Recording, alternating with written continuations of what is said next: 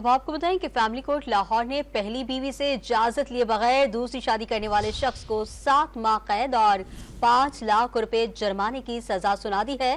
مزید تفصیلات جانتے ہیں ڈان نیوز کے نمائندے رانا بلال سے۔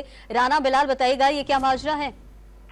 جی دیکھیں، لاہور کی فیملی کورٹ نے پہلی بیوی سے اجازت لیے بغیر دوسری شادی کرنے والے شخص کو 7 ماہ قید اور 5 لاکھ روپے جرمانے کی سزا سنائی ہے۔ فیملی کورٹ لاہور کے جج عدنان لیاقت نے زونہ نصر کی اس درخواست پر فیصلہ سنایا ہے اور درخواست گزار کی جانب سے ٹرائل کے دوران بیرسٹر عثمان جی راشد چیمہ عدالت میں پیش ہوئے تھے۔